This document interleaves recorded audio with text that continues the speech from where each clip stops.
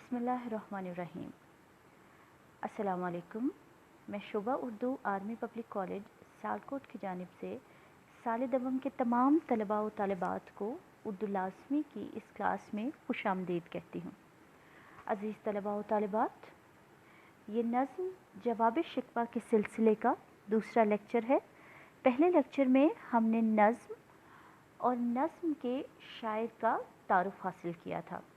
ज़ेरे नज़र video lecture में हम जवाब शिकवा नज़्म जवाब शिकवा के बंद नंबर 1 से बंद नंबर 5 तक के मतन की वजाहत पेश करेंगे। अज़ीज़ तलबा व तालिबात, ज़ेरे नज़र वीडियो लेक्चर के 2 हिस्से हैं। पहले हिस्से में हम पढ़ाए जाने वाले 5 बंद यानी बंद नंबर 1 से बंद नंबर 5 तक के अल्फाज मानी करेंगे और उसके बाद हम तशरीह की तरफ बढ़ेंगे। इसलिए आपसे गुजारिश है कि आप अपनी दरसी किताबें खोलिए और अपनी नज़्म जवाब शिकवा के पहले 5 बंद के अल्फाज मानी अपनी किताब पर लिख लीजिए। अज़ीज़ तलबा, आपके सामने नज़्म जवाब शिकवा का पहला बंद मौजूद है। शायर कहता है, दिल से जो बात निकलती है असर रखती है, पर नहीं ताकत परवाज़ मगर रखती है। ताकत परवाज़ यानी उड़ने की ताकत। कुदसियुल असल के मानी है असल के एतबार से पाकीज़ा, यानी अपनी फितरत के एतबार से पाक और साफ। रिफ़त यानी बुलंदी। कुदसियुल असल है रिफ़त पे नज़र रखती है, हाक से उठती है, गर्दों पे गुज़र रखती है। हाक यानी मिट्टी, गर्दों यानी आसमान। इश्क था फितना गर, फितना बर्पा करने वाला, हलचल पैदा करने वाला। चालाक, एक अलग चाल चलने वाला, यानी दूसरों से हटकर अपनी एक अलग चाल चलने वाला। आसमां चीर गया, नाला, फरियाद, बेबाक, निडर, बहादुर, ना डरने वाला। तो नाला बेबाक का मतलब हुआ ऐसी फरियाद जिसमें कोई डर या खौफ मौजूद नहीं था। ठीक है, अब बंद नंबर 2 में देखिए। बंद नंबर 2 में शायर कहता है, पीरे गर्दू ने कहा सुन के कहीं है कोई। पीर कहते हैं कदीम को, पुराने को, और गर्दू जैसे कि पिछली स्लाइड में हमने पढ़ा आसमान को कहा जाता है।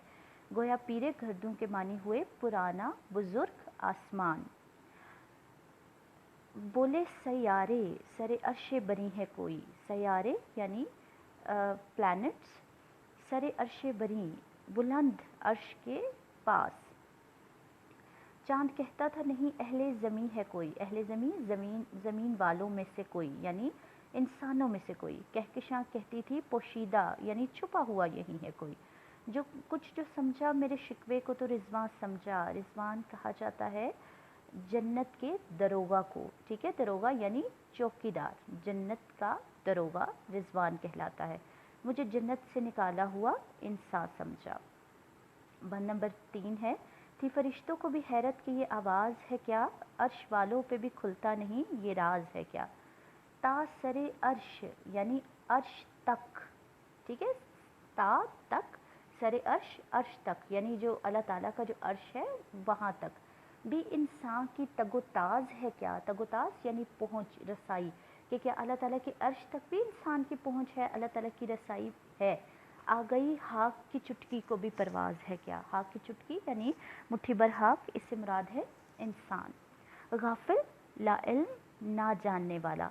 आदाब से, सुकाने ज़मीं कैसे हैं। सुकाने ज़मीन पर रहने वाले। ठीक है, ज़मीन पर बसने वाले, सकूनत इख्तियार करने वाले। शोहो गुस्ताख, ये पस्ती के मकीं कैसे है। पस्ती ये कलमा हकारत है, यानी किसी को हकारत से कहा गया है कि ये जो है पस्त यानी निचले दर्जे के हैं, नीचे रहने वाले हैं। ठीक है, मकीन रहने वाले, रिहायशी। बंद नंबर 4 में शायर कहता है, इस कदर शोह के अल्लाह से भी बरहम है। बरहम नाराज़ था जो मस्जूद मलाइक, ये वही आदम है। मस्जूद मलाइक वो जिसे फरिश्तों ने सजदा किया, और हम सब जानते हैं कि वो कौन है, वो इंसान है जिसे फरिश्तों ने सजदा किया। गोया मस्जूद मलाइक से मुराद इंसान है। عالم کیف ہے، یعنی وہ کیف کے عالم میں ہے، اس کی جو کیفیت ہے، اس کی جو حالت ہے وہ مستی کسی ہے، وہ نشے کسی ہے، وہ سرور کسی ہے، ٹھیک ہے. یہاں نشے سے مراد کوئی نشہ آر چیز نہیں ہے، یہاں نشے سے مراد محبت کا نشہ ہے، اپنے اختیارات کا نشہ ہے، اپنی کسی کے قریب ہونے کی خوشی کا نشہ ہے، ٹھیک ہے. یہاں نشے سے مراد دنیاوی یا مادی نشہ نہیں ہے بلکہ کیفیت کا نشہ ہے، ٹھیک ہے، یعنی خوشی کے نشے میں، جوش کے نشے میں، ٹھیک ہے. دانائے رموزے کم ہے، دانا جاننے والا، رموزے کم، رموز راز، نکات. دانائے رموز یعنی یہ رازوں کو جاننے والا کم نہیں ہے، یعنی یہ کم رازوں کو جانتا ہے، یہ رازوں کو نہیں جانتا، ٹھیک ہے. ہاں مگر عجز یعنی عاجزی، ٹھیک ہے، کے اسرار سے نامحرم ہے. اسرار رازوں کو کہا جاتا ہے، نامحرم ناواقف، یعنی یہ عاجزی کے اسرار، عاجزی کے رازوں سے واقف نہیں ہے. ناز ہے طاقت گفتار پہ انسانوں کو، طاقت گفتار بولنے کی طاقت، بولنے کی اہلیت، بات کرنے کا سلیقہ نہیں نادانوں کو. سلیقہ یعنی طریقہ، تمیز، نادان جو نہ جانتا ہو. اس کے بعد ہے بند نمبر 5.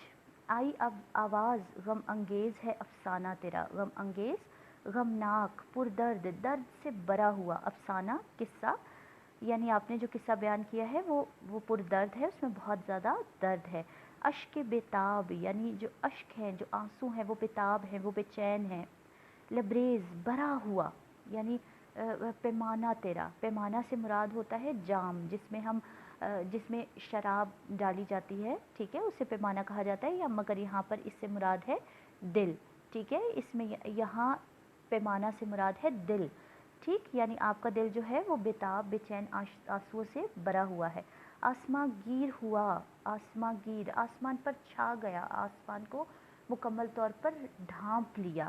نعرہ مستانہ تیرا، آپ کے مستانے یعنی مستی میں ڈوبے ہوئے نعرے نے آسمان کو جو ہے وہ ڈھانپ لیا. کس قدر شوخ زباں ہے دل دیوانہ تیرا، ٹھیک ہے، آپ شوخ زبان کے بھی مالک ہے اور آپ کا دل بھی دیوانہ ہے. شکر شکوے کو کیا حسن ادا، حسن ادا یعنی انداز بیان، بات کرنے کا انداز، ٹھیک ہے. شکر شکوے کو کیا حسن ادا سے تو نے، ہم سخن کر دیا بندوں کو خدا سے تو نے. ہم سخن باہمی گفتگو، ٹھیک ہے، یعنی ایک دوسرے سے بات کرنا، کہ آپ نے بندوں کی بات خدا سے کرا دی، ٹھیک ہے. تو یہ رہے آپ کے پہلے 5 بند کے الفاظ معنی. اب ہم اس کی تشریح کی طرف آگے بڑھتے ہیں. عزیز طلباء و طالبات، جیسے کہ آپ کو کل کے ویڈیو لیکچر میں بتایا گیا تھا کہ نظم جواب شکوہ کے کل 36 بند ہیں، جن میں سے 13 بند آپ کی درسی کتاب میں شامل کیے گئے ہیں. عزیز طلباء، ہم یہ بھی جانتے ہیں کہ نظم جواب شکوہ کے بند نمبر 1 سے بند نمبر 5 تک کا موضوع نظم شکوہ کی تاثیر ہے، یعنی پہلے 5 بند میں علامہ محمد اقبال ہمیں یہ بتاتے ہیں کہ جب انہوں نے نظم شکوہ لکھی تو اس کا کیا اثر ہوا، ٹھیک ہے، اس نے کیا اثر پیدا کیا، ٹھیک. تو یہ پہلے 5 بند چونکہ ہمیں یہ بتاتے ہیں کہ نظم شکوہ کی تاثیر یعنی اس کا اثر کیا تھا، اس لیے اس حصے میں یعنی آج کا جو حصہ ہم تشریح کریں گے اس حصے میں تشریح کے چند مشترک یعنی ایک جیسے نکات ہیں، ٹھیک ہے، چونکہ ان کا موضوع ایک ہے، ٹھیک. ہم اس میں بار بار ایک ہی موضوع پر بات کریں گے، اس لیے کچھ نکات ایسے ہیں جو آپ کی تشریح میں ایک جیسے آئیں گے، ٹھیک ہے. یاد رکھیے گا، یہ میں پوری نظم کی تشریح کے مشترک نکات کی بات نہیں کر رہی، بلکہ یہ جو 5 بند ہم آج کے ویڈیو لیکچر میں پڑھیں گے، میں ان کے تشریح کے مشترک نکات کی بات کر رہی ہوں، ٹھیک ہے. اور وہ مشترک نکات کیا ہیں کہ سب سے پہلے یعنی آپ جب تشریح کا آغاز کریں گے تو آپ سب سے پہلے یہ بتائیں گے کہ آپ کو پرچے میں جو بند دیا گیا ہے وہ اس بند کا موضوع دراصل کیا ہے. مثال کے طور پہ اگر آپ کو پہلا بند آ جاتا ہے تو آپ لکھیں گے کہ یہ زیر تشریح بند یا زیر نظر بند علامہ اقبال کی نظم جواب شکوہ کے ابتدائی حصے سے لیا گیا ہے، ٹھیک ہے، یا پھر آپ لکھیں گے کہ درمیانے حصے سے لیا گیا ہے، یا پھر آپ لکھیں گے کہ آخری حصے سے لیا گیا ہے، ٹھیک ہے، پھر آپ اس کا موضوع بیان کریں گے کہ اس بند میں علامہ اقبال نے نظم شکوہ کی تاثیر بیان کی ہے، یا موجودہ دور کے مسلمانوں کا اپنے اسلاف سے موازنہ بیان کیا ہے، یا پر امید مستقبل کی خبر سنائی ہے، یا پھر انہوں نے دعوت عمل جو ہے وہ دی ہے، یعنی عمل کرنے کی دعوت دی ہے، ٹھیک ہے، یعنی اس کا جو بھی موضوع ہوگا آپ پہلی سطر میں وہ موضوع جو ہے وہ بیان کر دیں گے کہ اس کا یہ موضوع ہے، ٹھیک ہے۔ اس کے بعد جو ہے وہ آپ شکوہ اور جواب شکوہ کا حوالہ دیں گے، جو یہ وہی حوالہ ہے جس کے متعلق کل کے لیکچر میں ہم تفصیل سے بات کر چکے ہیں، ٹھیک ہے، اور کل کے لیکچر کی ویڈیو ریکارڈنگ کے ساتھ ساتھ آپ کو ایک PDF ڈاکیومنٹ بھی دیا گیا تھا جس میں نظم شکوہ اور جواب شکوہ کی تمام تفصیلات لکھی گئی تھیں، اور ساتھ آپ کو ہدایات میں یہ بتایا گیا تھا کہ اس کا کتنا حصہ اور کون سا حصہ آپ نے تشریح میں شامل کرنا ہے اور کون سا حصہ آپ نے شامل نہیں کرنا ہے، ٹھیک ہے۔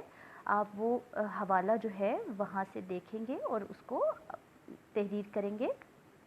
اس کے بعد آپ کلام اقبال کا مرتبہ، ٹھیک ہے، یہ جو پہلے 5 بند ہیں، جب ہم اس کی تشریح کریں گے تو آپ پر واضح ہوگا کہ اس حصے میں علامہ اقبال نے اپنے کلام یعنی اپنی شاعری کا جو رتبہ ہے، جو مرتبہ ہے، وہ بڑی خوبصورتی سے بیان کیا ہے، ٹھیک ہے۔ اور پھر جو رد عمل سامنے آیا، یعنی جب شکوہ لکھا گیا تو اس کا جو رد عمل سامنے آیا اس کی وجہ بیان کریں گے کہ دراصل کیا وجہ تھی، ٹھیک ہے، کہ ایسا رد عمل دیا گیا، اور پھر اس کے بعد آپ اللہ تعالیٰ کا رد عمل بیان کریں گے اور اس کی وجہ بیان کریں گے، یعنی اللہ تعالیٰ نے جب شکوہ کو سنا تو انہوں نے کیا رد عمل دیا اور اس کی وجہ کیا تھی، ٹھیک ہے، یعنی اللہ تعالیٰ کے علاوہ دیگر جو مظاہر فطرت تھے یا دیگر جو مخلوقات تھیں انہوں نے جو رد عمل دیا وہ کیا تھا اور اس کی وجہ کیا تھی، اور اللہ تعالیٰ نے جو رد عمل دیا وہ کیا تھا اور اس کی وجہ کیا تھی، ٹھیک ہے۔ آپ یہ تمام نکات جو ہے وہ تحریر کریں گے، اور ان نکات کے سامنے آپ کو یہ بھی بتا دیا گیا ہے کہ آپ کے ان نکات کی جو مقدار ہے وہ کتنی ہونی چاہیے، ٹھیک ہے۔ اب ہم اپنی باقاعدہ تشریح کی طرف آتے ہیں۔